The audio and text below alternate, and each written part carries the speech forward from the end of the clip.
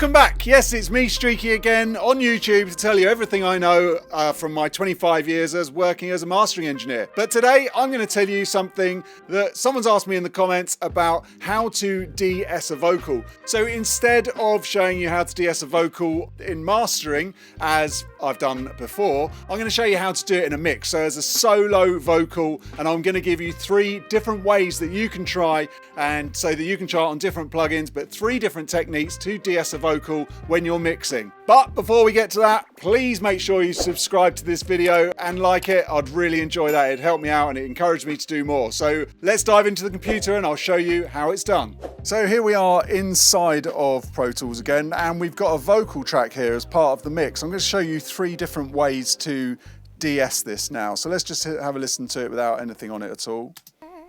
Only in the chord. So there's a little S going on around here, so we want to get rid of that. So the first one I'm going to show you is with a dynamic EQ. So if we get the FabFilter Pro Q, you can do it on other ones, but here you were going to pick a shelf. Let me just do it so it's from scratch. So go there, pick a shelf, and then we're going to put it in dynamic mode, and then we're going to we want it so that it's only happening when the S comes. So we want that to be starting around the 5K. Leif Masses showed me this little technique, so that's he's the guy that builds all the Maselect stuff, so I'm not going to argue with him. Start around 4.5, and then you do dynamic, about 1 should do it. So let's have another listen to that and see how that's working. Only in the chord. So there you go, you can see it's just grabbing that. Only in the chord. And that's grabbing the S. So that's one way of doing it with a dynamic EQ. It's quite a nice way to do it because you could EQ around it as well, and it's, you know, it's not too harsh. Now the next way is with a plugin called Soothe. Love this plugin. It's an absolute cracker. They have a preset which works really well. It's a great starting point, and that is the female vocal de-esser. So obviously we'll go straight in on that. And this has a little delta thing, so we can hear exactly what it's doing. So let's just have a listen without again. Only in the chord. So we want to get rid of that S. So let's just listen what it's got first of all. Only in and you can see where it's grabbing it round here, but we can get a bit more depth on it. Let's just listen. If you press delta on here, you can actually hear what it's taking away. Let's go again. Just add a bit more. And then you can hear we're grabbing it quite a lot there. So let's. Only in the chord. So you can go more. The thing is with de-essing, when you are de-essing something, is if you go too much, it's just sound like they've got a lisp.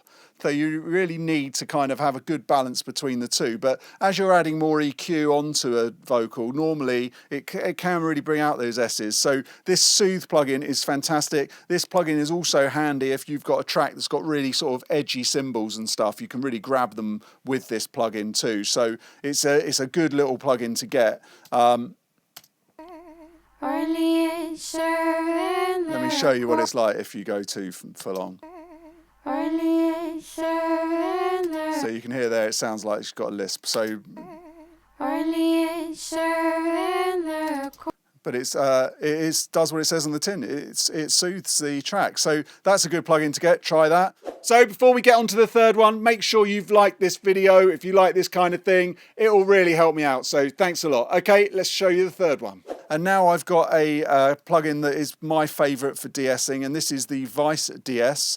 Again, does what it says on the tin. Love this one. It's really good. It's super clean. It's also got just a sound to it. So sometimes I even just have this in without this on at all, really, just because it adds to the track so much. But doing it here, we want to be sort of around the sort of between the middle frequency, sort of 7, something like that. And then you just want it on the one band. Again, this has actually got a preset, which is quite good, but I just prefer leaving the very top bit okay and just grabbing the bit that I want. So let's listen to how this one sounds.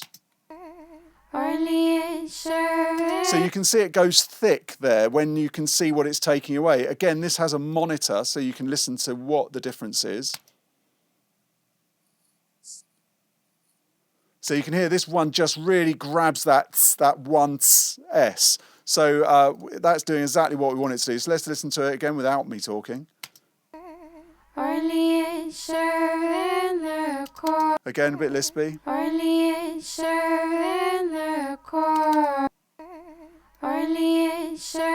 So you really want to kind of get a good balance when you're listening. To what listen for is you want it to have a little bit of edge like that. You don't want to take away too much of it because it doesn't sound natural. It just sounds a little bit lame and it can make a vocal not sound interesting. So try not to take too much off. With de-essing, you can sort of go right up your own arse and round the houses and just try and de-ess everything, but it takes away a lot of the naturalness of the vocal. So really it's a balancing act, but normally you do it on stuff where it's just really annoying. My kind of rule of thumb with de-essing is if it's detracting from the sound, then it needs to be taken off. But if it's not something that you're automatically noticing, it's probably best left on. So if it's kind of, every time you hear it, all you can hear is that tss, then it's probably best to take it off. So there you go. That is 3 different ways how you can de-ess a vocal when you're mixing.